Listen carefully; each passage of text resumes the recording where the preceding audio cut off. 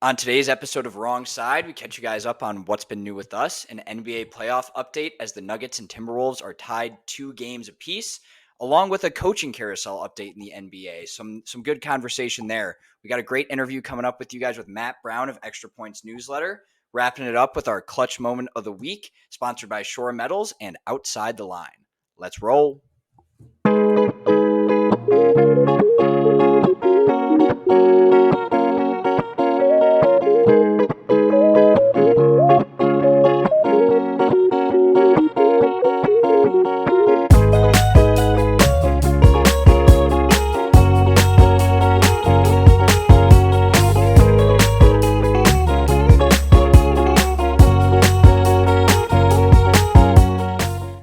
Welcome back, listeners. Happy Wrong Side Wednesday to you guys. Episode 10, our first interview coming up in a little bit with Matt Brown from Extra Points. A lot of people asking about NCAA 25. A lot of people got questions. He's going to be able to answer a little bit about it. We're going to get to know who he is and more from him. But before that, we're obviously going to kick it to ourselves, talk about what's been going on in our life. NBA update, the playoffs are going on, the coaching carousel that's going on, and everything else that we've missed over the last week. Joey, how have you been? What have you been up to? I'm good, man. It's been busy. Honestly, this is one of the weeks we haven't talked as much, so glad we get to catch up here. Getting settled in at the new place, got the gym membership going, finally got some groceries after a week and a half. I think this is the least I've eaten over a period of time, maybe ever. And everyone told me I looked skinny today. I said it's probably not for good reason. So shout out the grandmas for feeding me. It's recording this on Mother's Yeah, Day. recording So on happy Mother's Mother's Day. Day to Happy everyone. Mother's Day as well to our mothers. Episode 4 back. If you guys want to go out and listen with our moms talking about how it was with them, go check them out. Shout out all your mothers. Hopefully they had a great Mother's Day. Got flowers, card, maybe a Oh nice yeah. brunch. You rewarded them well. So shout out to all the moms. But okay, skinny Mother's Day. That's good. Good stuff there. Big weekend as well. So yesterday and over the last couple of days, I was up in Whitewater. Maddie's brother James was graduating from college. Got to celebrate with him and the family. The grandparents were up there as well, and love spending time with them. So big weekend of going out. Big weekend of celebrating, putting in work, getting those extra boyfriend points with the parents and the Love that. grandparents. But I do want to shout James out real quick. So to tell James' story to the listeners a little bit. He started college at University of Indianapolis on a football scholarship. Didn't really love how college football was going. Decided to transfer. Came home for a year. Did some GEs. Went up to University of Wisconsin Whitewater for his final 2 years with intention to play football. Expectation from the coaches that he was going to play football. And long story short, it didn't end up working out. He didn't end up on the team playing for those 2 years, but in a moment, a lot of adversity, a lot of moving around, not easy for anybody, in a very easy opportunity to quit, maybe come home, do college, just kind of give up on the whole thing, as we do see a lot of people do. James persevered, graduated in the 4 years, has a great job, is graduating with a job, and just wanted to shout him out real quick. Battled a ton of adversity through these last 4 years. Really, really proud to see him go through it, and happy to hang out with him when he comes down to the city moving on. So I wanted to shout him out real quick. But that's what I've been up to. Watching a lot of sports. What's new with you, my man? Yeah, shout out to James. Before we go into me, what were some of the highlights of the weekend? Was the graduation short? How was the speaker? Ohio State speaker. I don't know if you guys saw that. He was a little off his rocker, singing psychedelic speech. He kind of talked about it. Very weird pick, I felt like, for Ohio State's commencement speaker. How was their speaker? How was the environment at Whitewater? Whitewater, 2 hours flat.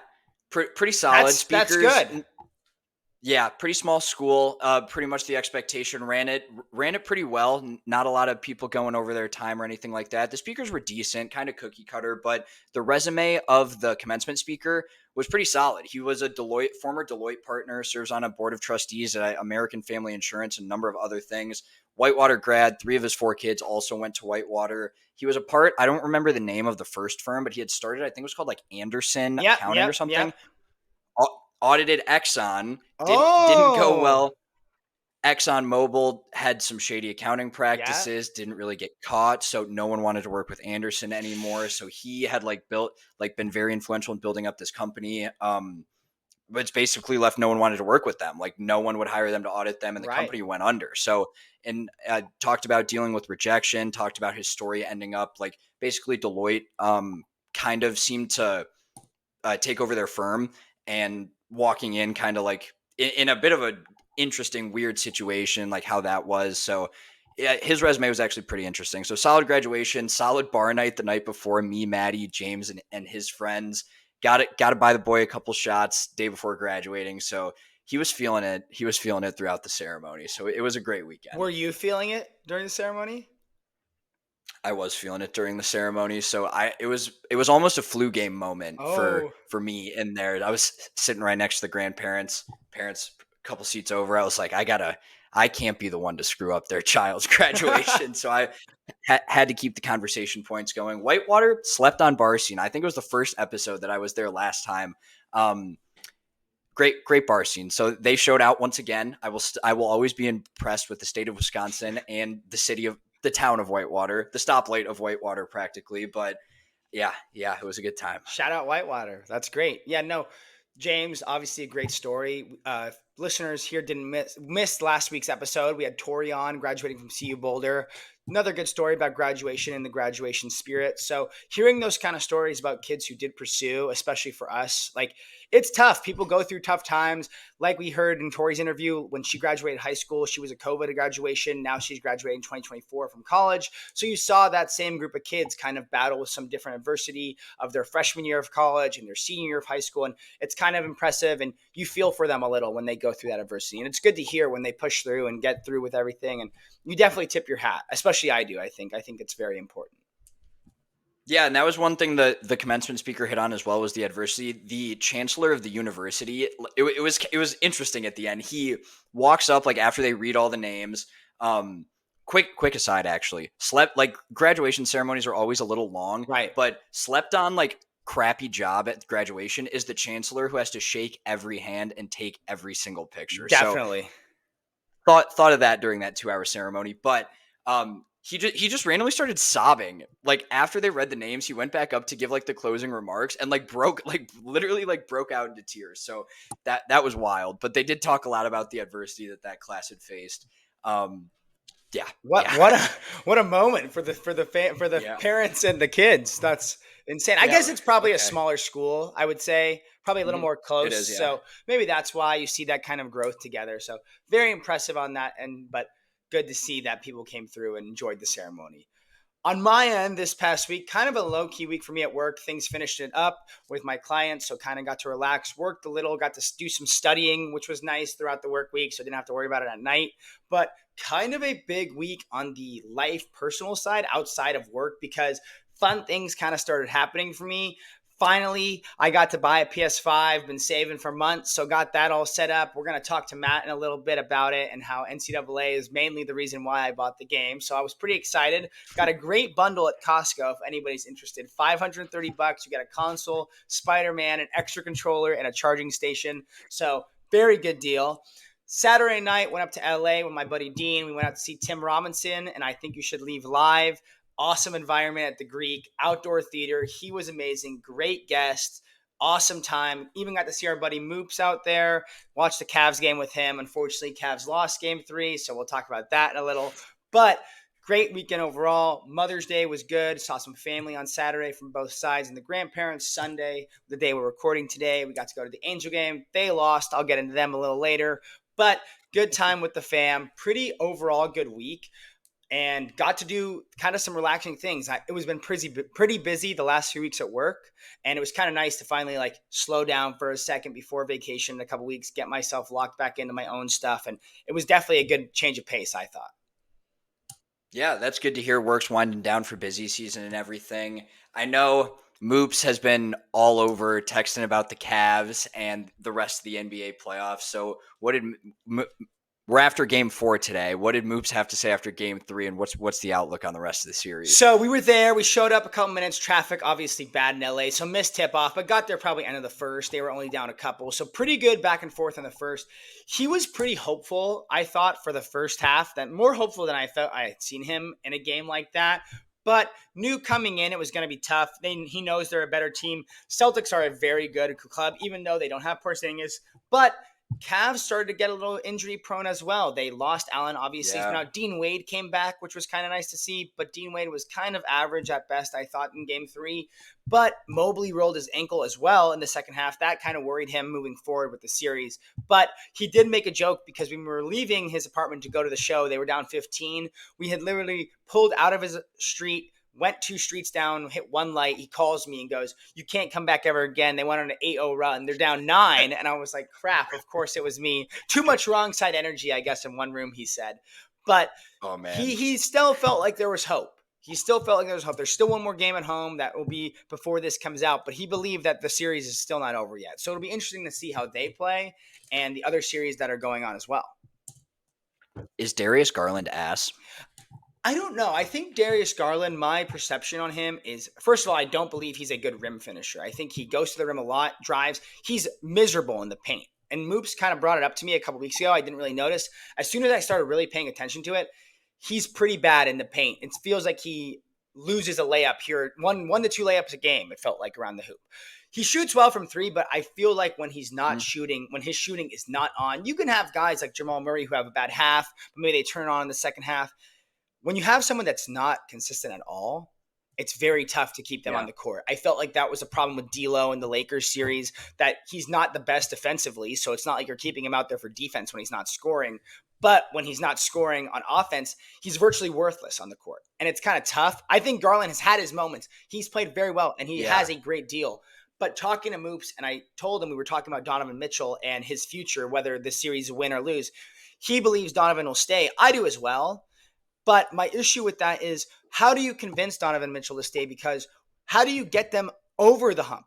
How do you get them better? And the hump is the first round. The second round. The hump is like the first round. Yeah, second round. So, how do you get them over the Celtics? How do you get them over the Knicks? And he made a good point that was like, I think you need a big physical guard, like a Paul George, like someone like that, Kevin Durant, someone who plays that well, that can dominate. And he made a joke, obviously, saying maybe LeBron comes back, they draft Bron, you get him.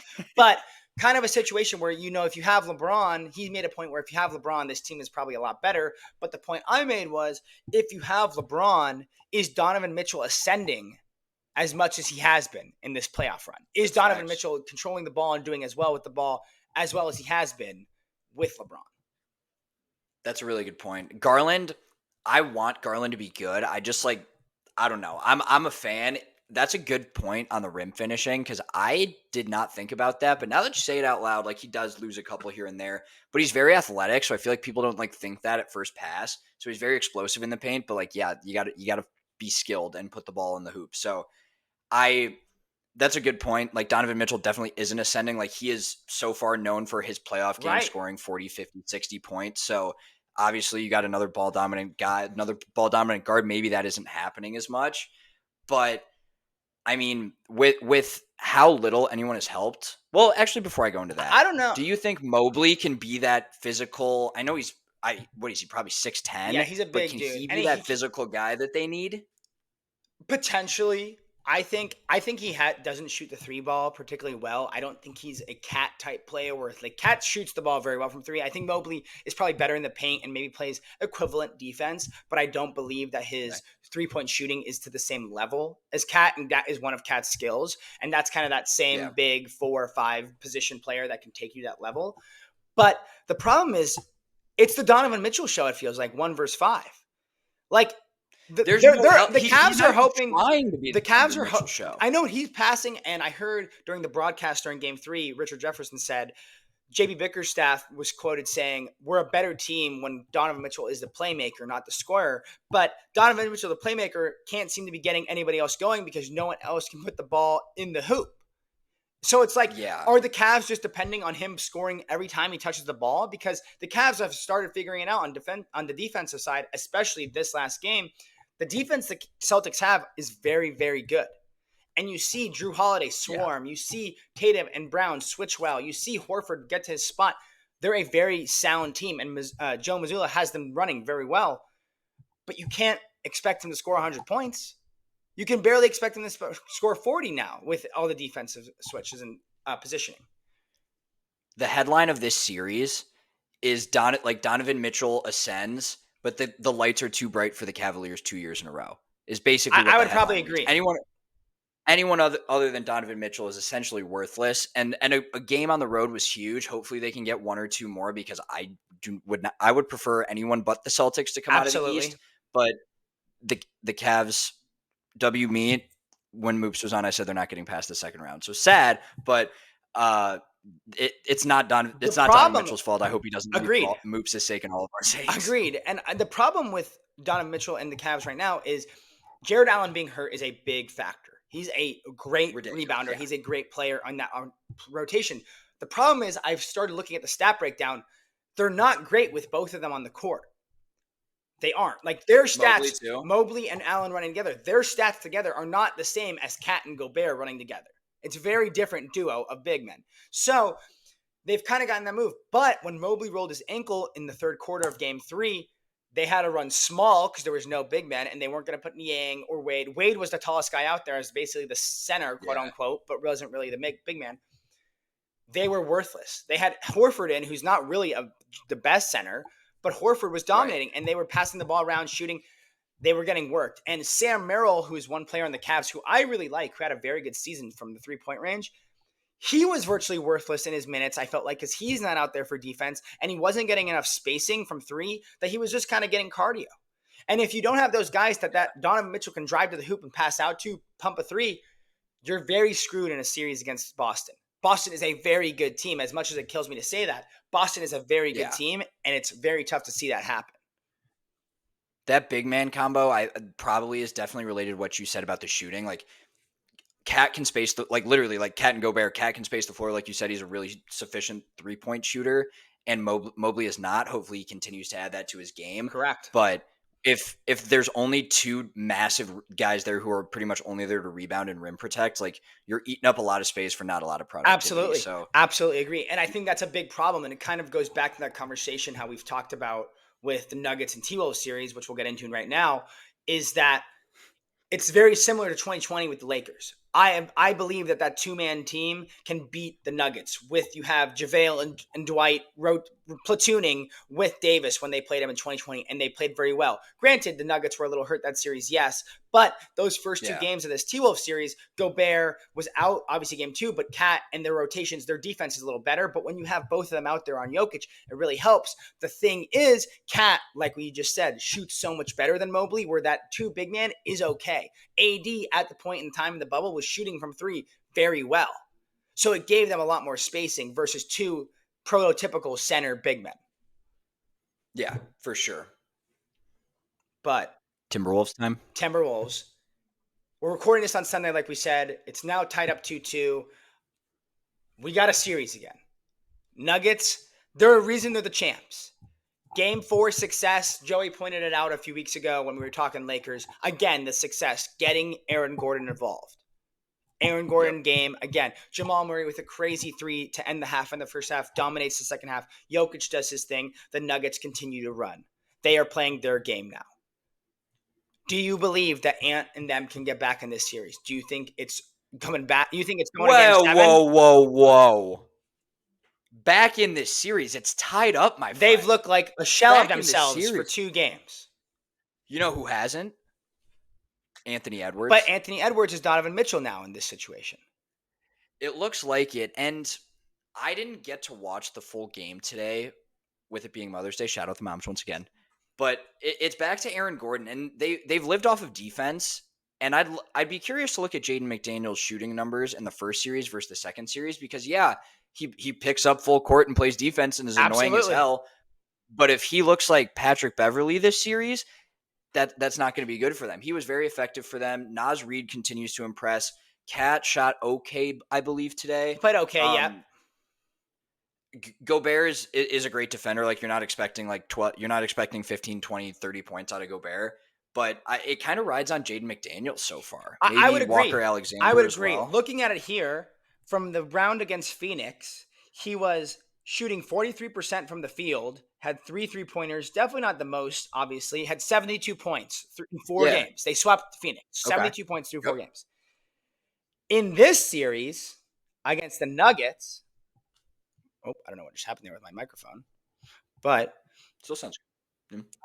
In this series against the Nuggets, which has been one thing that's big, is that he's been a shell of himself, shooting down 35% from the field. He scored 26 points through 4 games. That's a big difference. Damn, See that? that's a big See that? difference. And Especially because today wasn't even a blowout. today wasn't Game 3 was a blowout. Today was not a blowout. granted. Sometimes when games finish like this, they lost by 8. It kind of turns into one of those like wasn't a blowout, but kind of they ended up close. They were kind of trailing 12-15 most of the second half, kind of cut it down. They brought it to single digits many times in the fourth. They did. But ending with down 8, losing the game. Gobert 11 with 14 rebounds. That's kind of where he's living now. He's a defensive guy. But Cat, Yeah. 1 for 4 from 3, only 13 points. He was 5 for 18 from the field. That's miserable. And then you look at Edwards, who potentially maybe not, I don't know if 44 is the most points he's had in a game this playoff, but probably the most efficient. He was 16 for 25 and 5 for 8 from 3. So Ant continues. That's an insane. That's my career numbers right now. So Ant continues to play his role, and Nas, he had 11 points, 5 for 6. He continues to be a decent six-man, but only 13 points from the bench. But when you look at Denver, they had 10 from Holiday, 11 from Braun, 6 from Reggie Jackson, and then you have 35 from Jokic, 19 from Murray, and 27 from Gordon. The Nuggets bench continues to play their game. So it's Aaron Gordon. I believe, again, we will see the Thunder series is also a little different because they're up right now. They're down. They're down 2-1. They're down 2-1. That's what I meant. It's kind of coming back to that point I made in the beginning of this playoffs was, will the young teams look great in the first round, but once they face the veteran rosters, will they struggle? And we're kind of at that point where now Mavs are up 2-1. Now the Nuggets are tied up 2-2. Malone and the Nuggets didn't even blink down 2-0. A lot of teams crumble there. And I think that shows that, man, these guys they're the champs for a reason. And I made a comment during last week's episode that it was the first time they've trailed a playoff series in 2 years. It didn't even last a week. Yeah. A week's gone by. They're already back to even. By the time this next episode comes out, they could be up. Game 5 is Tuesday. So they could be up by the time that this episode comes out. So you look at the team like the Nuggets who continue to get on it. They're a very good team. I don't know if the Timberwolves can come back from adversity like this. I personally don't believe it. It'll be interesting, and there are a couple things I want to point out. The 2 stars of these young teams continue to show out. Of the Thunder and the T-Wolves, or you're saying the Shea's continuing at 35 and 5. Right. Anthony Edwards with one of the most efficient 40-point games you'll see. Those 2 guys specifically. Chet Holmgren had a terrible night. He's another young star over there. But those 2 guys specifically are still doing their thing. So obviously, like young role players, like obviously there's not many Anthony Edwards or Shea Gilgeous-Alexanders. But yeah, it's a lot of star path. Like their stars are doing their thing, but they're not getting a lot of help. So like they're going to take the blame because they're the face of their team. Right. But like Anthony I think at the same time that these veteran teams are succeeding in the playoffs, the young stars are still here. We'll see where they end up. Which is good. We'll see what happens when this episode comes out. But I think one thing I think it's good to see them perform like that too. I agree. I think the young guys, we talked about it last week, changing the guard has started to happen. You see it. You obviously can see that the young guys are coming. I heard it was either on Pardon My Take or another sports podcast, one that said one interesting thing that when you really think about it and break it down, when are we going to have the next American MVP?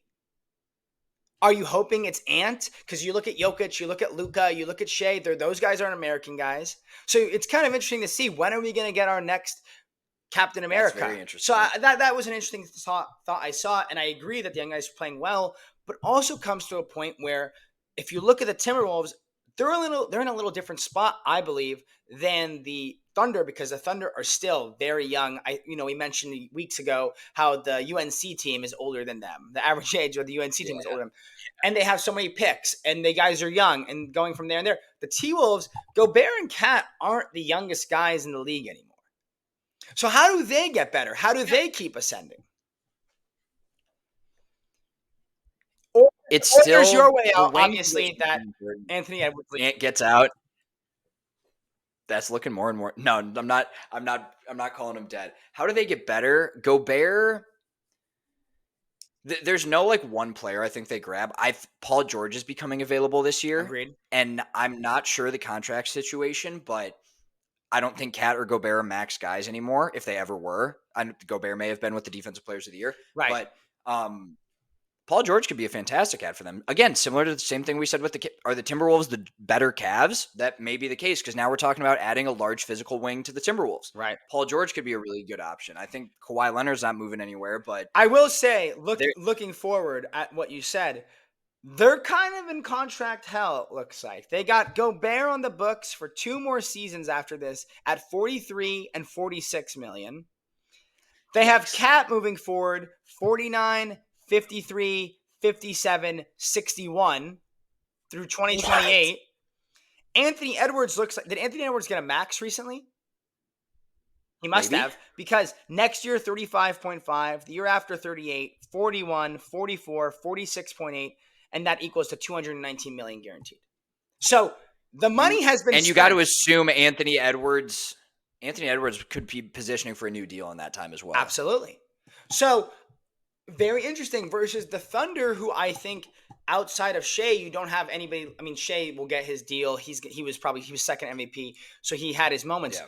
But outside of that, you have so many picks that those picks might matter now. I don't think they matter this draft. I think this year's draft class, shout out the Hawks also, which I guess we won't need to really talk about right now, but shout out the Hawks, number 1 pick, 3% chance. I got your answer. Timberwolves are trading for the number 1 pick, and Anthony Edwards is ending up in Hotlanta. Oh, okay. Wow. That's your answer. This year he's done in Minnesota is what you're saying. Done. Wow. They see the kind. We just saw the Put it on the contract. ticker. You think they Put it have on the ticker. a month? So, I got it. Cash me. So it'll be very interesting to see because those are 2 young teams that have a bright future, but it's how they build on it is what makes it. And I think that's very important. Versus the last series we have to talk about real quick before we talk about the coaching carousel is Knicks Pacers. Again, Knicks were up 2-0.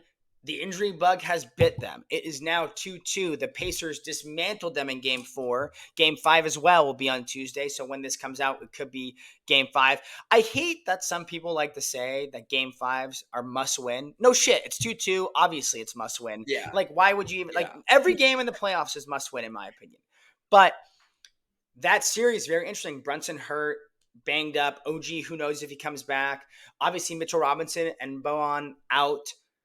Randall out. Obviously. So Hart was nothing today. I know they didn't play that much in the second half because they were getting ran on. But where do they go? How do they go from here? Because, it's also the argument I see, and I kind of hate it. You have to understand it a little, but I also hate it. Like, the Pacers, will they get ran over by the Celtics or Cavs? Maybe. But is it their fault that Dame and Giannis were hurt? Is it their fault that Brunson was hurt and that Mitchell Robinson was hurt and that Randall was hurt? You're playing who they give you. You can only control so much. So that's the only negative I think of those conversations. Are they frauds? Maybe, but I don't think they're a bad team. They've played very well and they're handling their business. Again, 2-0 didn't blink. I think the Pacers are really weird. And I actually didn't think about the grit. Like, you got to show a lot of grit to come back from 2-0. But I feel bad because I know in my heart that the Knicks are a better team. Absolutely. But it was kind of like a physical rebounding, slow paced Knicks team versus the fast paced Pacers. They played no defense all year. When the pace, like when the Knicks are as injured as they are, like speed is just going to run you to the ground. Mm-hmm. So I'm like, it's not their fault, but it's still like disappointing to see because I think Brunson had a great year and he kind of looks like a foul merchant now. Like he's slow, but he's crafty, and now even like everybody knows that, so his craftiness is even diminished because of the injury. So I just feel kind of bad. Like I like the Knicks, even though they beat the Sixers. Like they are a good like older school basketball team to watch, but and they're a big brand. People want to see the Knicks do well. They're a big brand. Adam Silver probably prefers New York and the New York Boston versus Indiana Boston. The viewership wants better brands, but basketball wise, you can only take what they give you. And I do think Brunson is a very, very good player. I don't know if he's top 8. I do believe personally that he should have been on this Team USA team. I may have given his spot to Kawhi. I think that maybe still might be in the cards if Kawhi declines his spot this summer, obviously, because he didn't play. But watching him kind of foul hunt, it kind of irritates me in a sense of we tried to get rid of this with the backward stop and shot, or however they were handling kicking your legs out on three. And it kind of bothers me. Not to say that he's not good. He's a phenomenal player and he Yeah. is incredible in clutch moments. But that last shot he took in game 3 really bothered me because it felt like he was kind of foul hunting. That wasn't his shot. I didn't like the shot at all. I will say, spin zone, he knows he's injured and is trying to True. be as effective as he True. can. There No. were times today I was like, why is he even on the floor? Right. Like, truly, like, he's so in, like, even when he does get into, like, he just doesn't have it. And, like, it sucks. But the only spin zone you can give is he's trying to do what he can because I know he's a very smart player. But it's sad. It's sad. He's a sad state of Minimal affairs. tone deaf before we get to coaching carousel was weekend game times of all the games this weekend. I know it was Mother's Day. The whole fucking playoffs. Mother's Day was just like noon, and like I saw some people tweeting like shout out to all the moms, happy Mother's Day, but shout out to all the husbands that are Knicks fans of moms that have to figure out a way to watch the Knicks game at 3:30 on Mother's Day. So I just feel like the scheduling, I know there's a ton of deals with Sunday Night Baseball and every other fucking sport that ESPN and ABC has, but still, I just feel like it was super annoying, especially in the semifinals of the playoffs. Just annoying, but that's a small tone deaf before we get into our main point later on. But last thing we'll talk about the NBA before we get to our interview with Matt. The NBA coaching carousel has begun. The season is not over yet. The champion has not been crowned. Things are in works. Vogel out. Ham. Lakers. See ya. See ya, Darvin Ham. But what do you take of all that? Budenholzer in for the Suns. Lakers starting to interview people. What is your opinions on how the coaching carousel has been handled? Poor representation of the game and the league. I think it's a travesty personally. I think it's complete bullshit, especially, you know what? Both the cases of Vogel and Ham. Like, was Darvin Ham a great coach? No. You have a more of a veteran team with Davis and fucking LeBron James on your team. Last year you made the Western Conference Finals. Right. You're going to give all the credit to LeBron and the team then. And now as soon as things go wrong, it didn't even go that wrong. You still made the playoffs. So things don't go that wrong. And suddenly you're gone. Like, I understand, like, there's different culture fits, like player fits. So like a business is a business, and it's obviously not my choice what happens, but especially that on the Lakers. And then the case of the Suns, like, it's not fucking 2K. Like, obvious, it's you can win that game. You can win games left and right in the regular season, but come playoff time, like, we've been seeing role players step up the entire playoffs, and you're shocked that, like, your stars are playing iso ball. Like, I don't get the scapegoat. Like, run it back next year if you like your team. Like, what the coaching carousel is annoying. I think it's very interesting, especially because like Budenholzer's in now, great coach in Milwaukee. Mm-hmm. It was kind of questioned at the time why he was getting fired, and then they hired Griffin, and then Griffin was gone like that to hire Doc Rivers. And now obviously Doc Rivers gets a lot of blame because they lost that series, but can you give Doc the fair shot with Giannis and Dame out? Can you even give him a fair shot? So then you look at Vogel and you think, wow, like, you signed him to this 5-year deal. You fire him after 1 year. Beal was barely playing this year. Booker had his moments hurt. KD had his moments hurt. That was an injury issue. Versus when you look at Ham, I think Ham's problem wasn't an injury issue. It was more so a rotation and matchup issue. I felt like he did have some issues. Burying Max Christie in the bench was one of the mistakes he made. Last year, yes, they made the Western Conference Final, but last year he did a similar thing with Lonnie Walker. I was actually at the Lonnie Walker Game 4 game at LA when he went off that fourth quarter. But that kind of happened to Lonnie Walker. He was running for 20, 30 games. Then they made that trade with Minnesota and everybody to get rid of Russ.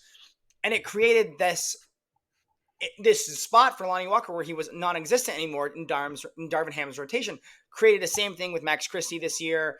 Taurean Prince was getting minutes, and I don't hate Taurean Prince, but he had his moments where get him off the court, give Christie a shot. He shoots the three well, plays defense well. It's very interesting to see.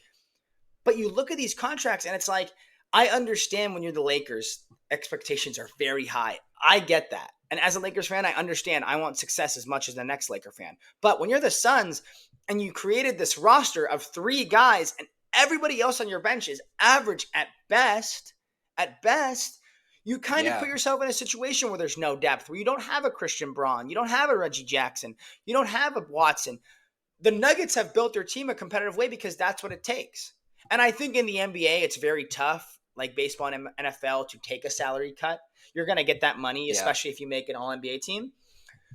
So it's very interesting to see because 1 year Vogel's done and then they give Budenholzer a 5-year deal. They still got to pay out Vogel. Right. They still Yeah. got to pay a little for Ham. And the Lakers obviously are in a different spot because who are they going to hire? Are they going to hire JJ and LeBron's best friend?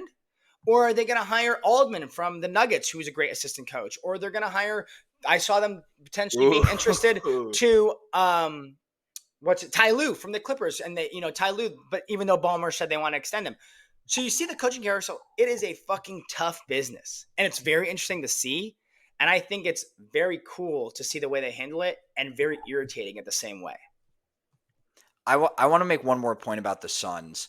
So I didn't play basketball. I do really like mind the game, and it's teaching me the X's and O's a little bit. But for like a team like the Suns, Right. they don't quite have the personnel of a prototypical NBA roster, but three of the best offensive players in the league on the floor at the same time. Definitely. I would say it's arguable. Yeah. How much do you blame the coach for not putting the right offense in, putting like that system in versus the players to play? Again, I'm not very familiar with the X's and O's. How much do you blame the players on like finding it out, the flow of the game? Like that's what practice is for. Like the players are the ones actually playing the game. The coach is literally just talking on the sideline. So I think there's you have to find your happy medium. I obviously believe that. I think there's a lot of guys that are very smart IQ. You have a LeBron. LeBron is very rare that yes, he's a great player, but his IQ on the court is insane. Jokic literally Jokic, same thing. Here, yeah, that way. Yeah. So you don't really need them in the same moment, but you need that leader of men still, no matter the age, to be able to do that. And I think it kind of comes back to that point we've talked about before, where Michael Malone and Kirby Smart and those kind of coaches that kind of create the fake propaganda that helps creating that environment in the locker room where you believe, guess what? They've counted us out. Guess what? We're down 2-0 to Minnesota. They said Ant's the superstar, Jokic. They said Ant's the MVP, Jokic. Let's see how you guys respond. And then boom, come out and show them how it's done. So I think you need them there. And I think there are times where you see different things. I was watching the Nuggets-Lakers game, and you see the Nuggets are up 12, let's say, on the Lakers. The Lakers cut it to 7. Immediately, there's a timeout. Immediately. There's no remorse of anything. They're willing to waste a timeout to stop that momentum. Versus the Lakers, they'll be up. They were up 69-60 in the third quarter in that last game against Denver. They ended up letting it get to 74-69 Denver. They let them go on a 14-0 run, and then there was a timeout.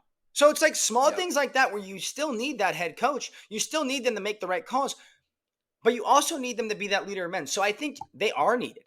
I think it's very important. Granted, when D'Lo has a bad night, he can't control that. When LeBron has a bad night, he can't control that. That's obviously known. But you still got to be able to be making the switches. If D'Lo's off, get him off. Don't just keep him in there. I mean, that one game he was bad. He was like 1 for 10 from 3. So you can't keep someone out there that's just not good enough to be out there. It's okay. It's just not your night. It's nothing against D'Lo. D'Lo's great. Just go to someone else. Go to the next guy on the bench. And I felt like he would kind of give his guys a little longer, and then it created like a toxic energy. And obviously the Lakers situation is a little different than the Suns because having LeBron James on your team, the microscope is so much smaller. Granted, Kevin Durant is great, but the expectations for Kevin Durant are not as high as they are for LeBron James. So you see it there. And I think it's very interesting to see how it works, but change need to be made. We'll see who Genie hires. JJ's in the mix. Personally, I know they gutted the whole staff. I really liked Phil Handy. I think a lot of the guys in the Lakers roster trusted Phil Handy. I would love to see him bring him back. Also would love to see him get a head coaching job. He's very, very smart. But it's a business. Vogel, again, same thing. The guy who bought the team, he spent a fuck ton of money in free agency. You got to cut your losses at some point. Get him Budenholzer. He's a known winner. We'll see how he does. They barely played. I don't know. I still don't I know. know. It's a tough conversation. It's scapegoat. It's tough. You got to win. If you want to win, you got to do the right thing. So it's a very interesting conversation. We'll see how the rest of the league shakes out because who's to say there won't be more? And, the Hornets have made their moves. And, obviously the thing happened with the Celtics and Ime last year, Ime Udoka, now he's with Houston, and we'll see how they roll. It's very interesting to see. And the coaching carousel is very important in the NBA, I believe. There's one more question. Okay. Because you set it up so well. We may cut this last sentence that I'm talking at the moment. So, do they all matter? Some have saying, and we debated this point with our friends, that there's only really 5 or 6, 4 or 5, maybe even 2 coaches in the NBA that actually do matter. One of which, in my opinion, is Chris Finch, who is at the very least like a little hobbled and a little out the game right now. Right. Do you think that biggest injury we're talking about with Minnesota is their head coach, which Right. is hilarious. Right. But do you think that's a big effect? Do you think Finch is one of those guys? Like Ham definitely wasn't one of those guys, but like I mean, I what do think you think? again, it kind of comes down to the same thing. Did did anybody pick Minnesota to be tied for the 1 seed going into game 82 on day one? Hell no. Mm-mm. So like you see it there, and like again, I believe each team is different in the sense where like, Monty Williams for the Pistons is a different situation because they're not going to be good. They're going to suck. Like, that going in that Detroit's going to be bad. But he's a smart guy. Can he help these young kids evolve? So you see it there. Can Ham take LeBron to that next step and bring him back to the finals? Can Vogel get KD back? Can Ty Lue finally put pieces together? Because it's one point to even say that. Has Ty Lue really even gotten a fair shot with the Clippers? With all the No, I'd injuries, say no. like I I think, respect them for hanging on to him. yeah. So it's like, LeBron would have fired Ty Lue by I mean, now. it kind of, I think it just comes all together of just injuries, but you still have to keep your team together. I think that's leader of men. That's interesting. And like, you see the way that great coaches act and the way they handle their business. That's where you see it. You see the way they interview, you see the way they talk, you see the way they coach. I think it's a very stupid point to make, but I love when inside NBA TNT do like coaches sound bites where they like inside the game, you're getting Yeah. the timeouts. I think that's very telling. I saw one in that Yep. series where Ham is trying to run a play and he's got like five guys on one side not doing anything, but then you see Malone yelling at Jokic and them like trying to figure it out together versus D'Lo at the end of the bench eating gummy worms, 80's not looking, Yeah. and LeBron's just frustrated that they're losing again. So you got to keep a locker Yeah. room together. So I think that's very important. And Chris Finch has done a great job. Yes, he's not standing on these games right now because he's sitting on the bench on his crutches, but he's gotten them here and he's a great coach. And he's taken Minnesota to a spot they haven't been to in 20 years. You got to tip your hat. And that's a great coach. That's where you see it. So I think that's another interesting point of like looking team by team basis and how the level of Yeah. expectations you're expecting for different teams. I officially you affirmed my beliefs about Billy Donovan. I like Billy Donovan. Yeah, there you go. Billy Donovan. And we'll see this year with picks. And, again, Billy Donovan, was he dealt a bad hand? Levine hurt, Lonzo hurt. There's issues, DeMar's kid can't be yelling at free throw shooters for all 41 home games. So it's just one way to look at it there. But I don't know. I think NBA, we'll see on Wednesday. It'll be a big change in series by the time this episode comes out, and I'm very excited to see. But the way this keeps going, we're in for a pretty good rest of I'm glad there's no real blowout this playoff, I think every series is fairly close, 2-1, 2-2 now at this point, and it's going to finish very well, and we're going to be set up with some really, really good really good Western Conference Finals and Eastern Conference Finals basketball. So I'm very excited for that. Yeah, it's going to be sick. Coaching will be something to keep an eye out over the next couple weeks. I've become very interested in coaching since about 7th grade when I realized I wasn't going to make the league. But yeah, it'll be a great playoffs to finish out. Anthony Edwards, I love and trust you. Now we'll kick it back to ourselves in studio with Matt Brown, fellow graduate from The Ohio State University in 2009, writer for the school newspaper The Lantern, talks to us about his up-and-coming life in journalism, starting in political science, and most importantly, the NCAA football video game. All right, now we're going to kick it to our interview. We have Matt Brown in studio, publisher of Extra Points. I don't know if anybody knows him, but he's quite a big deal on Twitter, being the main guy everyone sees on EA Sports NCAA 25. He's a fellow Buckeye graduate, and kind of interesting story of how he's gotten to where he has been today. He's done interviews with the Paul Feinbaum Show, JD Pickle on All Three, and now with us in studio for Wrong Side. Matt, thank you for coming. Hey, thanks for having me, fellas. It's a pleasure. Yeah, well, obviously you're here. People know you about NCAA 25, but here at Wrong Side, we obviously talk about sports. We talk about what's going on in the media landscape, but we also talk about kind of careers and different paths on how to get places. We looking at your LinkedIn and kind of doing some research on you. You took a pretty interesting path to get to where you are today. I saw you graduated in poli-sci from Ohio State. I even heard you mention in one of your interviews that maybe your PS2 and NCAA was the reason you didn't get into law school. What happened? How did you get into this field? And how did you kind of start? Tell us about your career and everything that's happened so far in a little summary. Yeah, I think it's definitely true. Like my path to sports journalism was definitely not a linear one. So I grew up in Ohio. I grew up in Lincoln County and Pataskala, Granville, Newark, Yep. that area, right? Yep. And when I was in high school, the two most important things, like what I wanted to be, was an attorney. I wanted to work in politics. I was a part of a generation of idiots that watched The West Wing and thought, like, I'm going to go do that, right? Like, I grew up in this really politically active home. I was really interested in immigration and education policy, and like, okay, so I knew couldn't really do that in Granville. So I needed to. I needed to. So I needed to go someplace a little bit bigger. I went to American University in Washington D.C., which is kind of like if West Wing was a campus. And what I Okay. learned was this sucks. I don't actually like these people. This the level of pretentiousness from small town Ohio to Right. AU, massive culture shock, right? For between that and a variety of other family and health reasons, it made sense for me to go transfer back closer to home. So I ended up at Ohio State, was at the Newark campus for a little bit. I tore my ACL and was trying to rehab, and then I did some other legal internships at Ohio State. Worked for the AG's office. I don't know if you guys you're a little younger than I am. You probably don't remember a fellow named Mark Dan, who was No. the attorney general in like 2008. And I got a job working for him. And then the dude gets like indicted and resigns like Wow. 3 weeks later. Yeah. So it's like, all right, Ohio had like 3 AGs in like 3 months at that point. So this is an important political lesson.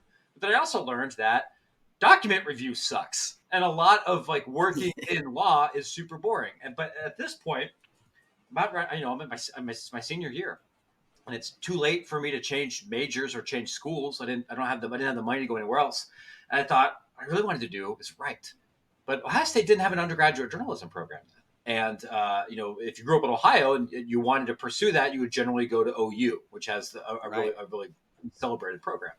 And this was also 2008, beginning of 2009, and that you guys might appreciate here. There was a global financial crisis. This is right when Lehman Brothers collapsed, right? This is when we had the first Great Recession. And so employment opportunities were limited. And I realized, like, okay, I just got to finish this degree, and then kind of figure out what I want to do from there. So what I did that last year is I wrote for everybody I possibly could. I covered high school football for the Newark Advocate, for the Columbus Suburban papers, anywhere from Coshocton to Grove City to anywhere within like an hour radius of Columbus. I watched a lot of shitty Division V high school football, a lot of bad swim meets, a lot of this stuff just to get practice writing. I did some stuff for Columbus Magazine, and then I graduated my political science degree.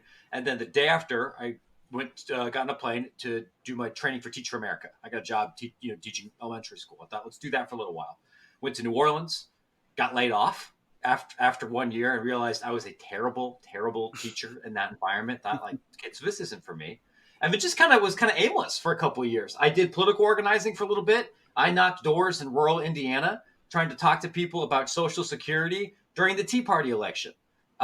So not really a warm, big, fuzzy, fulfilling, experience, right? I also served an LDS mission, so I thought I had a lot of experience with knocking on doors and people telling me to stick it where the sun don't shine. It was worse during, in Kokomo and South Bend. And all this time I was writing at night. But you couldn't really get a newspaper job. You still can't get a newspaper job anywhere, but you definitely couldn't get it then from a guy that didn't go to journalism school, that went to a good but not great university when the economy had fallen apart. And I was literally, I was 25. I just gotten married, and was applying to business school, taking the GMAT, and was about ready to go get an MBA when SB Nation offered me a full-time job.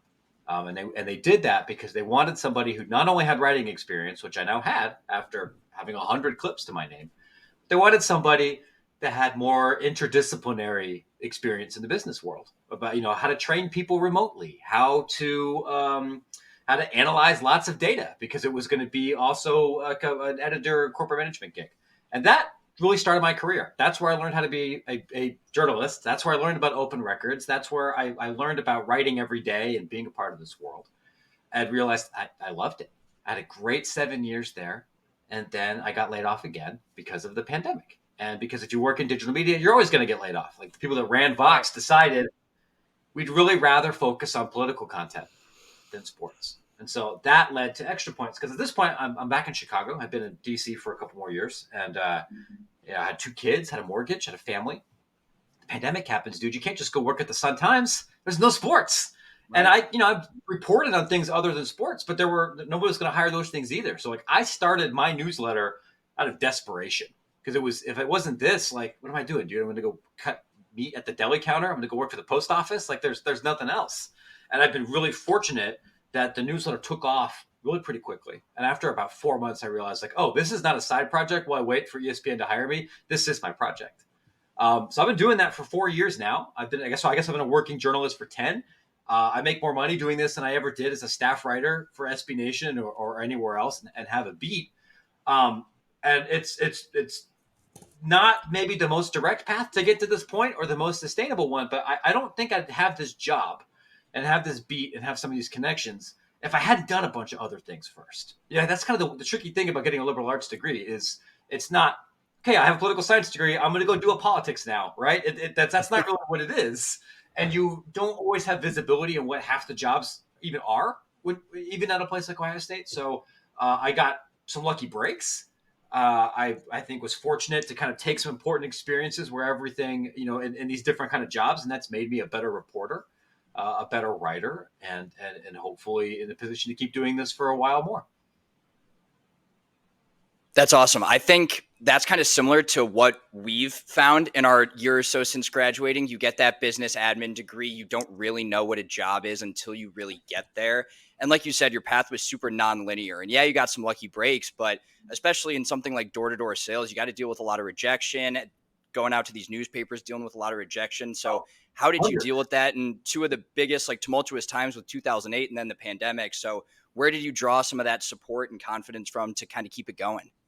Well, part of I've gotten good at faking some of the confidence, right? And part of this legitimately is, putting on a name tag and getting on a bicycle and trying to talk to people about Jesus at 19, like in that kind of structure, where almost everyone's going to tell you to fuck off. Like you have to. Hopefully you learn some things. Like some people do that experience, they come away just like not liking people, and that wasn't my experience. But you did get some practice doing that, right? And some of that I think came from my family, and trying to, teach me to have enough strength in my own convictions to keep trying. But of course, it's hard. One of the other things that has legitimately helped me a lot, and it runs counter to I think a lot of the common advice, particularly that you see on Reddit, but even in some other places, is I got married young. And I got married young to the right person. And I actually just celebrated my 12th. Congratulations. Yeah, I just saw your Twitter. Yeah, congratulations. Like last weekend. And I mean this like completely. I wouldn't be, Extra Points wouldn't exist, and I wouldn't have this level of professional support or success, I think. Not that I'm like super successful, but like I wouldn't have any of this without my wife, Taylor. And part of that isn't, just to be like the wife guy trope. Some of this is, hey, you can start. It's way easier to start a business when your wife has health insurance, which I had, right? Or it's way easier to do this if somebody else can help with childcare or mitigate some of the risk. But also, it's legitimate emotional support. It's somebody who is able to give you confidence, and when you are feeling despondent or crushed from the day-to-day grind, which is I think even harder when you're an entrepreneur, and you can see, like, I can look at my revenue, I can look at my subscriber numbers, and that's like kind of like a direct proof, was I successful or not today? And then I can go upstairs and I have somebody who, God bless her, does not give a shit about college sports and doesn't really care that much about publishing, and can remind me to get out of my own head for a little bit. And whether it's very practical things like helping with the running of a household or helping with proofreading sometimes, but even more importantly, knowing that I have a stable and secure, rock in my life, completely independent of any of this, was enormously helpful. And I don't want to be so dogmatic as to think that, like, your grandparents are right, get married at 23, and like because you can marry the wrong person, and that's part of the thing here too. But I don't subscribe to the idea that, like, you got to be business, career focused, everything only throughout your 20s. If you meet the right person, you can. Was having kids when I was making $42,000 a year in Washington D.C., was that hard? Yeah, it was hard. I had to live in some shitty apartments and make sacrifices compared to my peers. Was it worth it? Yes. There's lots of different ways to build a happy life, I think. I think that's incredible. I think that's a great point, especially with kind of how today is. And like you said, your grandparents and getting married at 23, it's different times. People are using apps. People are meeting people not as much at work events. People aren't meeting each other at conferences. It's different. Luckily enough, Joey and I have that solid rock. Shout out Maddie. Shout out Meg. Those are Yeah. our Yeah. girlfriends. And, when we told them about it, when we were starting this, obviously they knew we had our regular jobs and they were very supportive and they were there. And Meg is in medical school. She's in her 4th year. Maddie's a teacher and education. And both of them are doing so much good for the world that Joey and I have to keep up. We want to make sure we're doing good Yeah. in the world and we're talking about certain things. And I think those relationships between us and our girlfriends are incredible because it allows us to grow as men and allows us to grow as people as people in general. And I think that's very important. Absolutely. And if you have somebody like that in your life, I hope that you guys, and I hope that the other folks listening, don't take that for granted, because finding those kind of people is not easy. And I think it's probably harder for you guys than it was for me. I was dating just as online dating became something that you didn't have to be embarrassed about. I had an OkCupid account for a little bit, and my roommates Okay. definitely made fun of me because that was still perceived as something you did if you were like a weirdo or a pervert, rather than just something that everyone does. Like, oh, like that's not where I ended up meeting my wife. Now, that's the default, and there's advantages to that, and God, there's a lot of disadvantages, and that can make some of these things harder. You could definitely have a great career and professional fulfillment and do things if you're unattached. But for me, my family has made a lot of those things much, much easier. That's great. I think family, especially Joey and I, coming from two families that have kind of supported us. We letting us move back home, giving us an opportunity to be supportive, where they understand that it's a little tougher. It's very important, and we're definitely very gracious that our parents allowed us to do that, and we're lucky enough to Yeah. realize the opportunity we've had and everything they've done to help us. So we do see it in that perspective as well. That's great. That's great. One question we had about kind of your journey of work to journalism and kind of how that started was, you've kind of mentioned it a little here and there about public speaking and going door to door and dealing with rejection, but what was the biggest lesson you took in that, like, recruiting in that business world that has transferred over to journalism, that you've seen that, man, this is really important? And even though I am an entrepreneur, even though I'm not employing 500 people, I still need to do this, and it can help me continue to grow as a person in business. I think it's a good question. One thing that I think unquestionably actually helped with me not doing the traditional journalism school route, and especially writing about sports, is being aware that there's a great big world out there outside of just sports, and having a curiosity about it. Like, I worked in staffing for a little while, and I mostly worked on the agency side, where then you would help a variety of different companies find new employees. And in order to do that, that means you got to ask them a bunch of questions, and you have to understand a little bit about how their industry works. And that was, for me, like the best part of the gig, right? And you get an idea for what their problems are, and what the people they're trying to hire do, and how they fit into everything. So I ended up learning a little bit about lots of different kinds of industries, from like automotive repair to, I worked with a company that made like the nacho cheese sauce that's in like every stadium, and learned about food safety and like large scale industrial cheese processing, or lots of different kinds of software. And I think it's especially important when you're writing about college sports, because it's easy to be very narrow focused and think everything is just about recruiting. It's about knowing ball. It's about schematics. It's about what happens on the field. But particularly in college athletics, right? And most of us went to as fans root for public universities at the FBS level. Those are Definitely. organs of the state, right? So like part of the things that make Ohio State what it is, well, that's about the level of financial support that the university gets from the state and federal government, and from donors. Ohio State's donor profile is shaped by what kind of school it is and where people end up working. It's shaped by the demographics of Ohio and some of the challenges that the university faces now, as more people are leaving the Great Lakes and industrial Midwest for places like Texas and Florida and North Carolina. Those are business stories. They're political stories, they're demographic stories. In some cases, in some places, they're religious stories. They're about identity.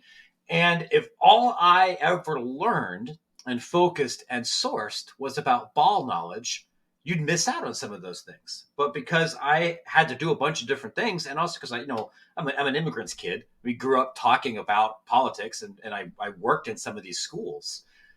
I think intuitively understood that a little bit more. You can teach, like, the real secret is like 80% of sports writing is pretty easy, and you could teach a college educated person who doesn't follow sports very well how to do a lot of what gets published. AP style's not that hard. Transcribing a press conference and figuring out what the nut graph is, like, it's not that hard.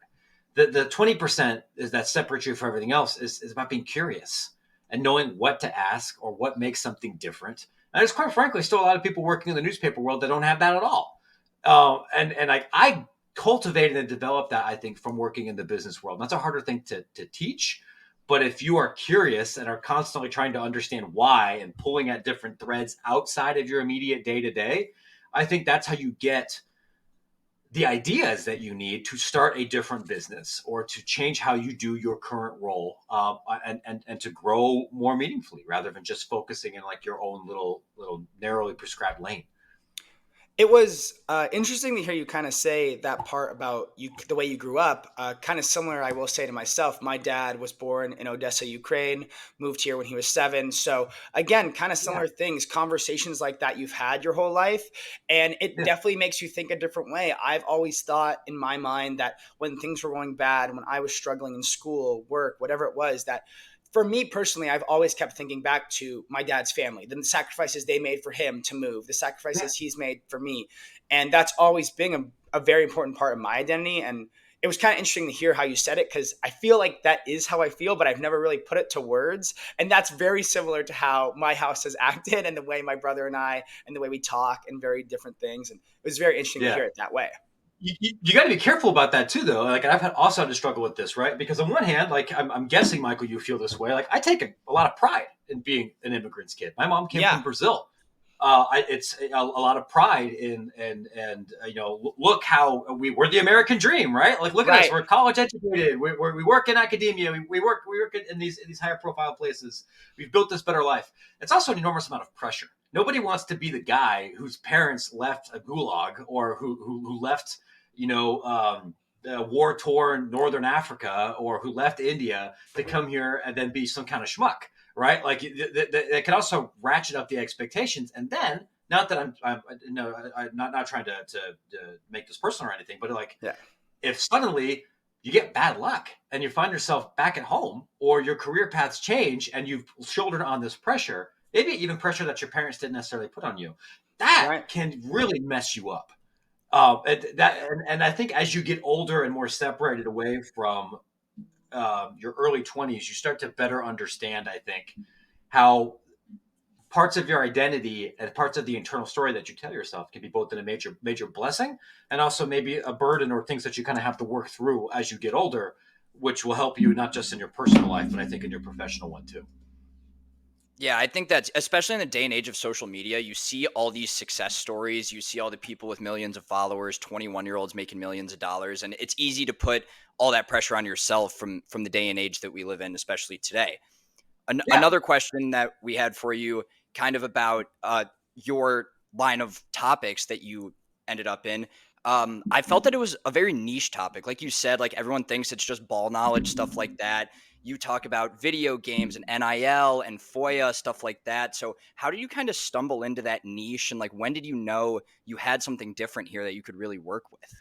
Well, it's interesting, right? When I was working at SB Nation, I think at that time I was maybe a little bit more ball focused. I was living in DC. And actually, one of my first assignments, right, was to write about Ohio State. And Ohio State, for those that are unaware, has an enormous beat. There are over 30 people who write about Ohio State football and Ohio State athletics every single day. You go to a press conference, it's packed. That's not the way most college beats are. And I realized here, this is a very difficult thing. If I don't have the prestige of ESPN or CBS or the Cleveland Plain Dealer, or even some newspaper or radio station, and I'm not local, what on earth am I going to say about Ohio State that these 30 other people, some of whom are very smart, aren't going to do? I can never compete on access. If I called up and said, "Hey, Jerry, I want to talk to Urban Meyer," he's going to say, "Who are you?" Like, you couldn't do it that way. So the only way then you could stand out is that if you are able to produce something unique that nobody else can. And for me, I realized I cannot write and analyze the schematics of football better than everybody else here, and it would be very difficult. I retired from organized football in 8th grade. Right, I'm a fat guy now. I was 130 pounds when I graduated high school. Right, like that was not my life. I can't sit there and talk to you about line play or anything. One of the tools that I learned about how to get information when you don't have that access is through open records. And at first, I was using it for very kind of basic stuff like confirmation of which body bag game basketball team is going to play in November. I don't remember who initially taught me how to file these things. I never learned in school. I learned through my colleagues, and then after I got one or two scoops, I beat the horde to the. Even it was like a little thing like a coach's performance review or confirmation that somebody got a raise, and I was able to beat the dispatch. I got hooked. And then I started thinking, well, what else can I do with this? I broke some conference realignment news that way. I broke some coaching news that way. And I also, screwed up filing these records requests a lot. So it was through a lot of trial and error that I got to understand the different state laws and how to be more specific in your requests and build relationships with some of these clerks and everything. And then I think that was part of the kernel, the seed, right, the catalyst to going down this kind of reporting. When I was let go, I was starting myself here. I also had to think, what I want to keep writing, and I've written a book and I've built an audience. And I've done a couple of these other things here, but how can I make this sustainable, both like economically and also where I won't get bored? And that's when I doubled down and thought, like, what are the things that are most uniquely me? The things that it'll be less likely that anybody else is going to do, and things that I'm interested in and will not get bored of after 3 or 4 months. And that kind of settled in this world, because this is a way for me to kind of combine my still interest in political and education and policy and civic stuff with some of the business things that I've learned just from being on this beat for a while. And I found that intellectually interesting, and sports. And you're right. And it is niche, right? Like, I've been doing this for a while. 20,000 subscribers, which is, what is it, the size of Dublin? Like, it's not a huge number, right? It's not Morning Brew. It's not like some gigantic thing, but it's read by the right people. And that's what's been allowed me to make a good living and a sustainable business from doing this, right? And you can build that kind of living with an even more narrow publication if you get the right kind of people, which is, I think, over the last couple of months been kind of a fun juxtaposition, because so many of my readers over the last 2 months have been guys that are not working in the industry and they just care about video games, and they might read the rest of my stuff like, this stuff's boring, like, go back to the video game. Like, well, no, I don't work for IGN. Like, my hope is that you stick around and that you find yourself interested in some of the other things here that I'm doing. But I'm kind of unexpectedly backed into a world now where I'm kind of serving two different audiences, and they don't always see eye to eye, which is, a fun challenge. It's definitely a challenge, especially when you have some people being like, oh, Matt Brown, I'm just going to follow him on Twitter, see what he says about the video games once in a while. Maybe he'll say something cool, he'll update us, versus Matt Brown, the reporter, who's talking about the NIL deals and the NCAA cases that are currently going on, and revenue sharing and the important stuff that's also going on in sports. And it's very interesting to see the divide of people who are interested in one or the other, or maybe the people that are interested in both. Yeah, no, there's more that are interested in both than you might think. And like I kind of wrote today, there's actually a lot of people that are ADs or that work in college sports that are really interested in the video game, not because they want to go home and like run off a 20-year dynasty run with Kent State, but because they look at this and think, this is the vehicle I need to use to reach young people. This is a way to potentially earn other revenue. This is a way for me to accomplish other marketing or NIL or other goals that I might have. So I care about it. And there's other people that just care about playing the game, which is fine too. Like, I also enjoy video games. I wouldn't call myself like a capital G gamer. The only time I think it's been a problem is that there's a subset, I think, of people for whom video games are like their principal hobby.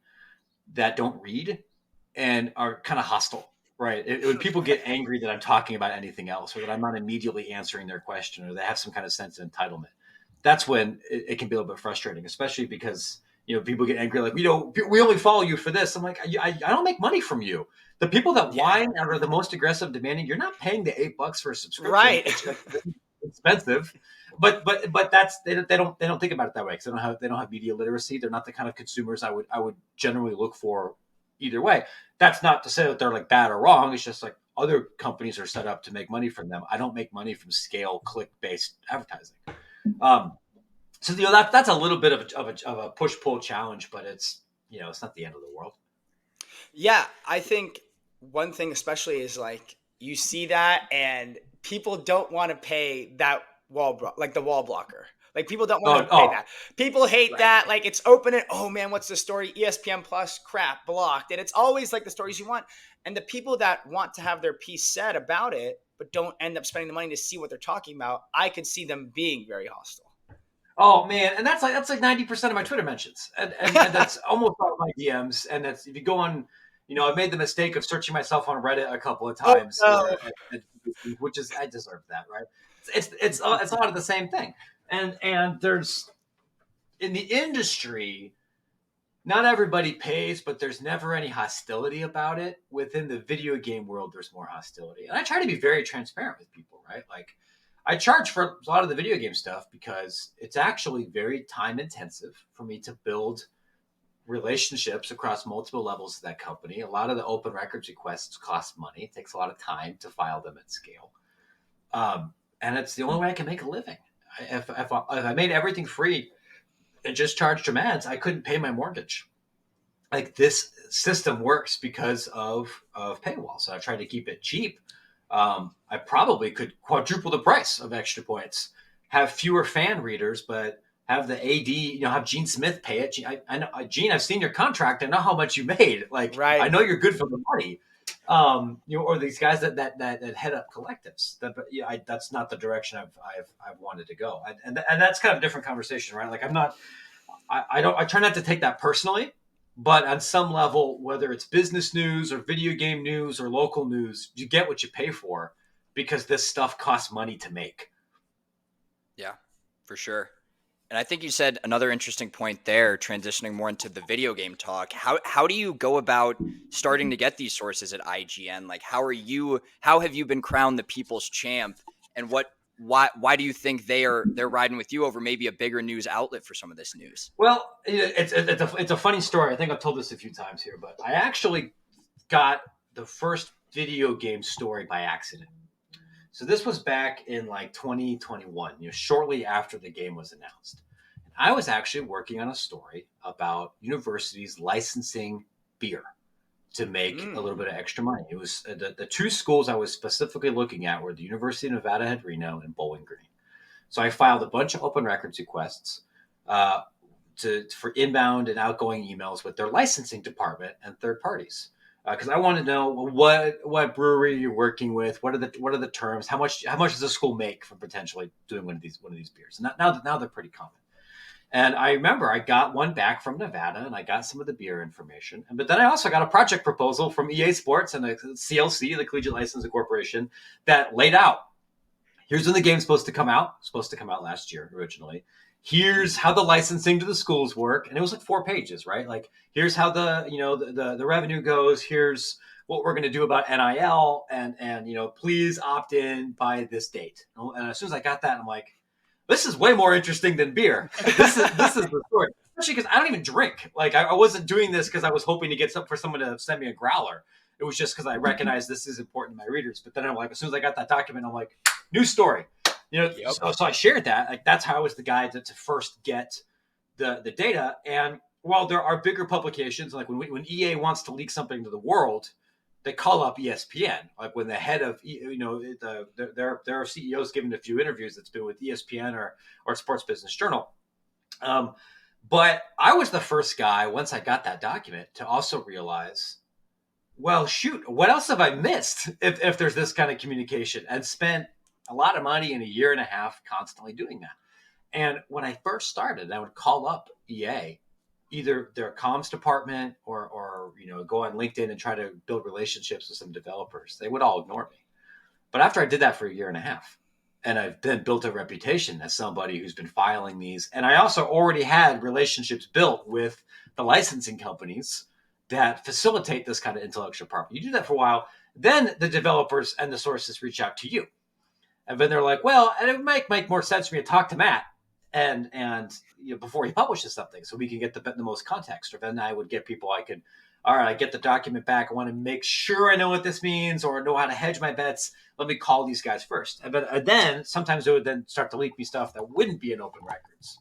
So I can get it. And if this was my full-time beat, if I wanted to shift into video gaming, I would have to make a bunch of changes. And you can't use open records for most of that stuff. But that's how I did it. And I'm able to do that in part because I don't have to worry about going to practice. I don't have to worry about shaking down the collective. I don't have to worry about writing an X's and O's story. So I can afford to spend 3 days going down a Learfield rabbit hole trying to track some of this stuff down because I know people will care about it. And at this point, I can say it's exciting to see other reporters use open records. This is not a beat that I want to monopolize or think I can or should. There's stories here for everybody. But now I have a wider source network to talk to here beyond just what I get from my email. Yeah, that's an incredible way to look at it. And I think I like that way you said that about not monopolizing the open records. It's a great way. I have one of my best friends. He currently works in an SID job at Colorado. He's trying to get another job in sports. So he's been doing that his whole career. Worked in Arizona, University of Arizona. Tough gig, but he's grinding away and he's doing fantastic at it. But segueing into now the game, I know people want to know about certain things like that. We got a couple questions for you. Obviously, you've been asked a lot about it, but we have some specific ones. Maybe you can tell us, maybe you can't. This is coming out on Wednesday, May 15th, so it's going to be interesting to see what the cover is on May 16th. Obviously, EA put their countdown up. It's now in open records. First question is, you ran a poll a couple weeks ago talking about who people wanted to see on the covers. Shador was number 1, Travis Hunter was number 2, Quinn Ewers was number 3. Who is someone you wanted to see on the cover the last 10 years without the game? Who is one person you wanted to see? Legitimately, I thought it might be nice to not do a current player. I agree. And to mine some of the last 10 years. Or, if you're going to have a current one, you could, use one current player, but then do something that was centered around all of the people that missed out on this opportunity because of the lawsuits. I was never as into the Nick Saban idea or coaches or anything, just because it's historically never really part of the game. I don't have a problem with anybody that was picked this year, right? Like the Michigan running back is probably, Donovan was probably not who I would have guessed. Like when I heard that information, I was surprised, not because I don't think he's a great player, but I was, I don't even think he's necessarily the biggest star on his team. Right. But you need to spread out the positions and then spread out the parts of the country. But once I saw it, I'm like, no, all right, that makes sense. Does it bother you as an Ohio State grad that the last cover we had and the next cover has a Michigan athlete on it?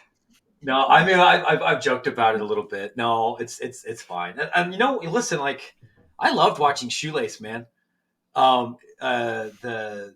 was one of the best college football players I've ever seen. It helped that Michigan never won anything that threatened Ohio State, during that time. But I was glad to see him get that honor. I will also be excited to boot up the game and not have to see him.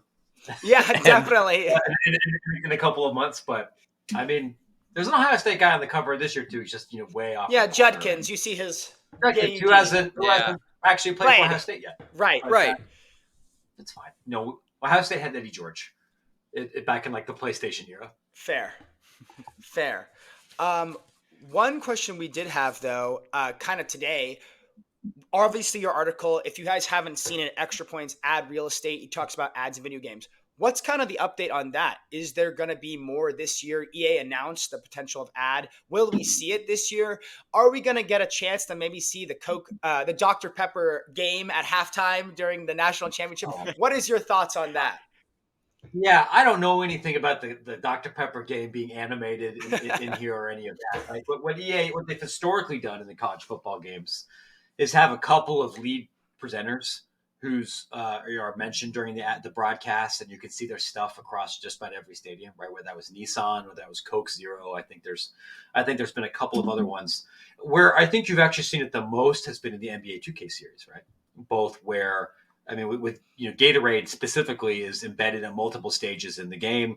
You have Oh yeah. the participatory ad stuff with the State Farm guy that's been in it for a couple of years, and then sometimes you'll see the NBA TV video as like between loading screens or at the beginning, and there's sometimes sponsored content there. I don't know anything confirmed about particular corporate ad partners in this year's game.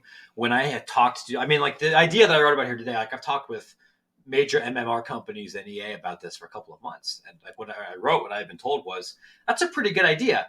It didn't really logistically make sense this year. And it's not something that the multimedia rights companies had the knowledge or capacity or interest to really do. But we're interested in it now, especially because we know this game's going to be a yearly release, and there is a hope among many companies and people involved in the college sports industry that there'll be other games. Like, is this a thing that I think is going to be a $40 million business? No, but it could you do it in a way that is not harmful to consumers? I think that's possible. I understand the consumer reticence to trust EA, and I think if it was a video read, like like actual commercials during the game or something, like that would suck. Just like it would if you're playing like any other kind of game. And I hope that that's not where it goes. Yeah, I know EA has that reputation anyways, so as soon as that got picked up, everyone was rolling their eyes like, "Oh no, here we go again." But yeah, fingers crossed there's not commercials in this game. Um, I want to talk about the leak for the prices on GameStop the other day, and then the cover. High level, like in the industry in general, what happens when there is a leak like that? Do you find out who it is? Is it usually the company? I know there's rumors of people like leaking their own stuff to drum up the hype. Yeah, that Um, happens. yeah. Do you, do It's you find out who it is? Like, what are the punishments for that? I thought that was really interesting. well, I hope EA hasn't found out all of it because people have leaked stuff to me. I don't want those guys to get in trouble. I'm sure at some point they've tried to figure it out. EA probably knows some of the people that talk to me. I don't think they know everybody, which I hope continues. Fingers crossed. In Yeah. the case of the cover, as I understand it, that was legitimately unplanned, and that was Sony who screwed it up. And it was either Oh, EA wow. that screwed up by sharing the stuff with Sony and like not communicating what needed to be under an embargo, or some Sony employee like misreading it. These things do happen, right?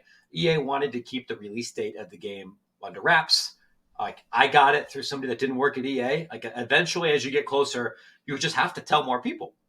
Oh yeah. And the more people that don't work at your company and didn't sign an NDA that know information, the more likely it is going to get out somewhere. Which is how these things go. Do companies, and whether it's video games or shoes or movies or anything else, leak stuff to drive up on purpose to drive up attention or to shape the narrative in some way? Of course they do. Oh yeah. That's brother. That's 2/3 of sports media, right? If someone's talking to me about conference realignment, or they're talking to me about maybe firing this coach, or talking to me about changing something in their stadium, there's usually a reason, and it's not just I love talking to Matt because he's so handsome and charming. It's usually because they get something out of it in some capacity, and even if that doesn't make it into print, and that's also part of the reason why I pick up the phone. That's always a push and pull, and sometimes it's easier to figure out what to do than others. I don't know enough about the cover thing specifically to know whether all of that was done on purpose, but like my understanding right now is like it wasn't, and these things happen. Yeah. What about the GameStop prices that leaked last night? Um, it's fun. I was actually just talking to somebody earlier this morning at EA about this, and they were like, "I do not believe everything that GameStop is publishing is accurate about either the title of the game, about the platforms of the game, about some other things. I think some of this might be being mixed up with Madden.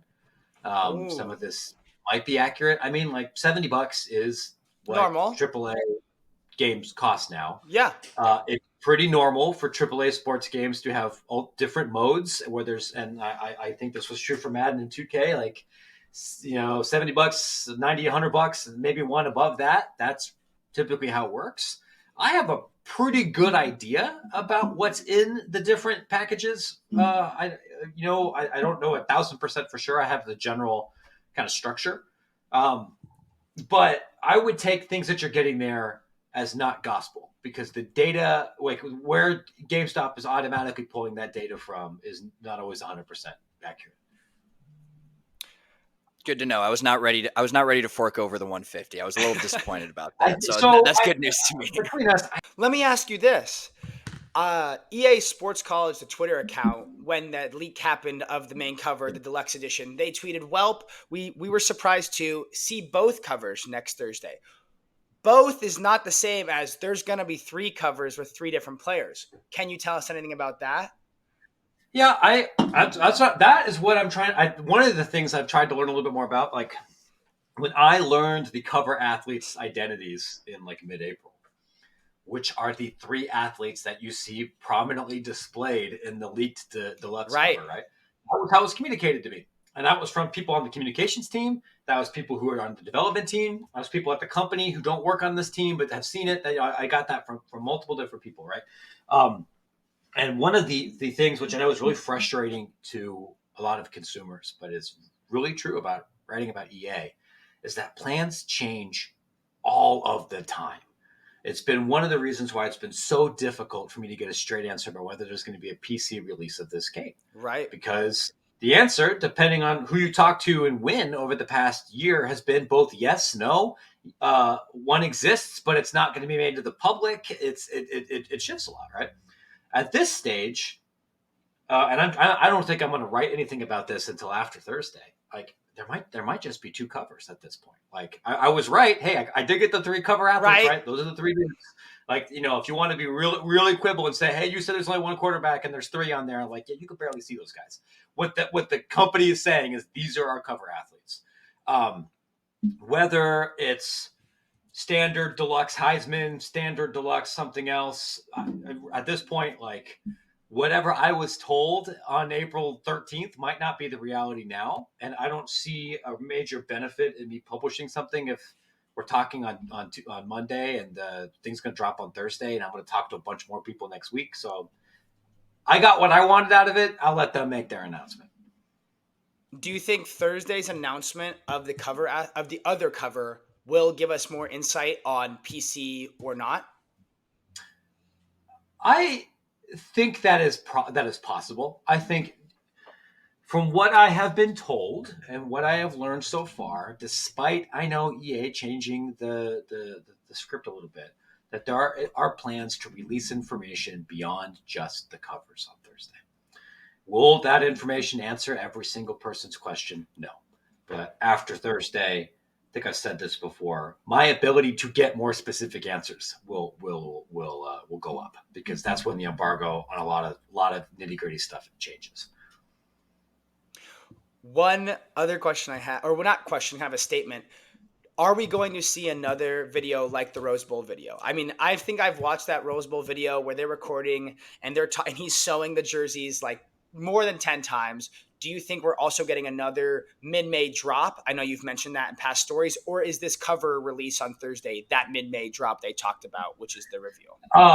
This is the big public thing that I am aware of. There are other things that they're sharing that may not necessarily go out to everybody. I don't think I could speak to exactly what I think. Okay. Okay. And my last question, we have one more question I think we really want to know. We kind of have had this debate. It's aside from the video game, but we've had this debate. We want to hear your point. Last year, or when we were in our last year of college, we had this major debate going into the Ohio State-Michigan game at home in November of 2022 that we were arguing with kind of how the playoff was set up at the time. Would you rather beat Michigan and not care about what happens in the playoff? Or would you rather lose to Michigan and win a natty, but not have the overall goal of beating your rival? And people say, well, that's impossible. And I say, it's not impossible. It almost happened. We were a kick away. We were a Stroud slanto away from running. We were doing certain things that almost got in a position, but we never would have beaten Michigan. So our question to you is a successful season as an Ohio State fan, beating Michigan and not caring about anything else, or ending up with a national title no matter the Michigan outcome?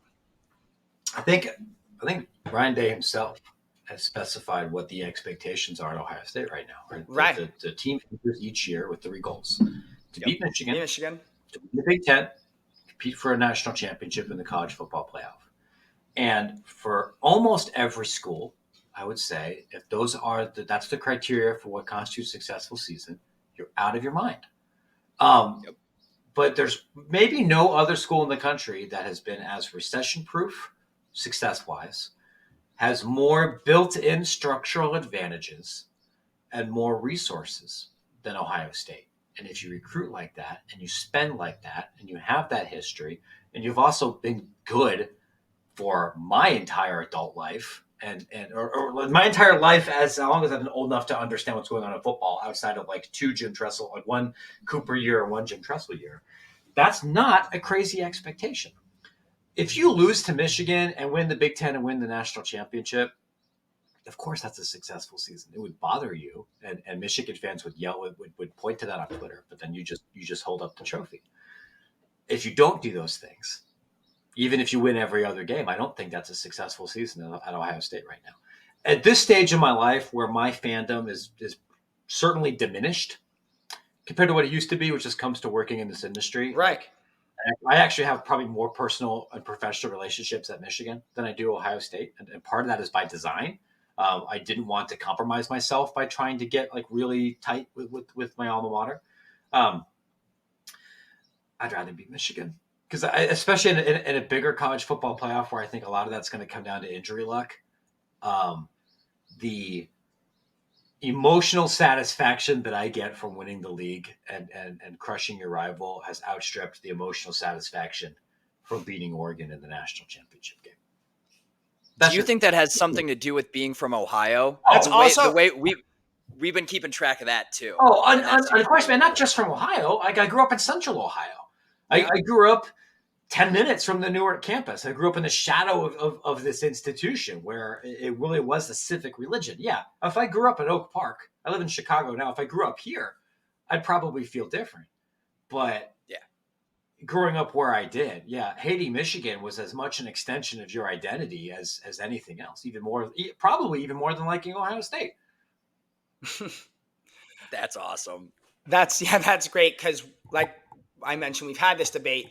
A good majority of the people that say national title, I'm pro national title, but I didn't grow up in Michigan. I would say a majority of people that are beat Michigan over Natty are from Ohio, and it's very Yeah. interesting to see that kind of path continue. And we'll see. Maybe that's the path forever. So wrapping up, Matt, we really appreciate you coming on. I know this was different than most interviews where you just talk video games. We really appreciate talking about your life, your career, and we wish you the best, most success. I hope maybe we can stay in touch. Maybe we can get a leak from you. Maybe we'll start doing open records and getting stories, and that will be Yeah, I our hope you do. success. But thank you again for coming on the wrong side. Everybody, check out Extra Points. It's a great subscription. I have it myself. He's got incredible stories. Keep looking into that. Everybody, like I said earlier, save for money for your PS5. Go out and get a new console. The game is coming out soon. Tentative date yet? PTO ready or not yet, you think? You should maybe see if July 19th is available to get PTO. Okay, July 19th. Maybe look at We'll take a PTO, look. listeners. Thanks again for coming on, Matt. Now we're going to kick it to our ad read and clutch moment of the week. Thanks, Matt.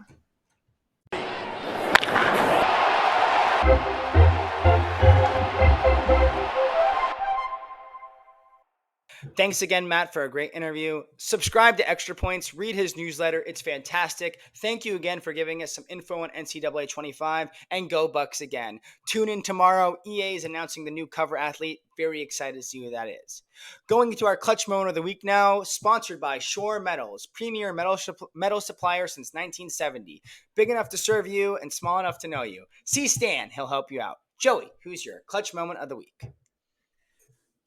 Gotta toss it over to Paul Skeens. Unfortunately, beat my Cubs in his debut, but looked pretty good out there. Had 7 Ks, 3 earned, looked decent. Got the Gatorade poured on him, which I thought was a little bit of glazing, but looked pretty Definitely. good out there. I will be going up to Wrigley for my first Cubs game as a Wrigleyville resident this Saturday. There's a chance he's going to pitch, looking more unlikely by the day, but if Livy Dunn is in the bleachers, she will be heckled. So I'm very excited about that. Going to throw a mini block for a 120 game on a Saturday, and it's going to be awesome. Another thing I wanted to call out is the MLB being a clutch moment of the week. Why is that? They got their own personal Taylor Swift and Livy Dunn. But another clutch moment of the week, Livy Dunn putting in that work. Unfortunately, Taylor Swift went to the champions already. They did that dumb little game with us where we thought, oh, maybe they're not that good this year. But she did not do the due diligence of a sports fan and go through the pain and suffering of losing all the time before climbing the mountaintop. She joined the Pirates. Happy to compete against her for the next 15 years. Let's go, Livy. Obviously, we all understand how the lottery or the draft works for the MLB and the new lottery. We know he can't control that he was on the Pirates and they were dating before, but I still respect that. I said a few weeks ago how Taylor Swift should have started dating Bryce Young, earn the adversity, earn all that, and didn't work out for her. Obviously, she won in her first year as a fan, but shout out to Livy for sticking with it, Pirates. And side note to your clutch moment, Andrew McCutchen. What a story in this I thought for the game. He was in the lineup for the Pirates in Paul Skeens' debut, led off against Steven Strasburg in his debut, and also was in the lineup for Garrett Cole. 3 great arms over the last 15 years. Incredible stat to see. And shout out Andrew McCutchen for a great career. This might be the last year, and he's definitely been one of the premier figures in the MLB. My clutch moment of the week goes out to half getting out of traffic in LA and half the Tim Robinson show. Traffic was miserable around the Greek. Thought I was going to miss the beginning of the show. Thank God Tim Robinson waited for the driving crooner, me, to get there. But show started about 8:45. We got there at 8:30. Didn't worry about anything. Traffic didn't affect anything. Clutch for Tim to starting a little later. Tim was great. I think You Should Leave Live tour was amazing. Definitely a must-see if people can get out there and see it on the tour. But great time, very clutch. Shout out Paul Skeens. Shout out Tim Robinson. Now to Outside the Line.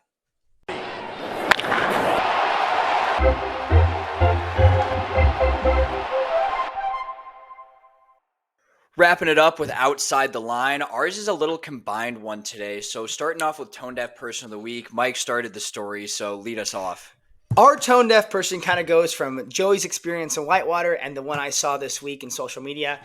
It was graduation ceremonies that go wrong. If anybody has not seen it, I highly recommend looking up Thomas Jefferson University graduation. What a performance by either the chancellor or the dean or the people that were in charge of reading the names of the people getting their doctorate and masters. What a performance. Elite S-tier performance by them. Go and listen to how they said it. They couldn't say any names right. The names weren't crazy. Thomas, Elizabeth, Michael, everyday names, and they were butchered. Someone said maybe they had like the phonetic spelling or maybe like the transliteration spelling and they were saying them wrong. But the way it kind of looked in the video was that they were handing them a note card and they were reading the note card. And you're supposed to say, like, if there's an issue with how you say your name, write out the spelling. So, for example, Michael Sharber is my name. I remember in high school when I gave to them, although they know my name and it was a smaller high school, Sharber is spelled S-H-C-H, but when I spelled out how to say it, Sharber was S-H-A-R-B-R, Sharber. Yeah. So you just don't even have to worry about that and don't butcher it. And these people were getting their name butchered, and it was comical. And it was just like, come on, you've seen these names. I'm pretty sure if you're even getting how to say it, like Michael Sharber was there, Michael Sharber above it was there. You know what that word looks like.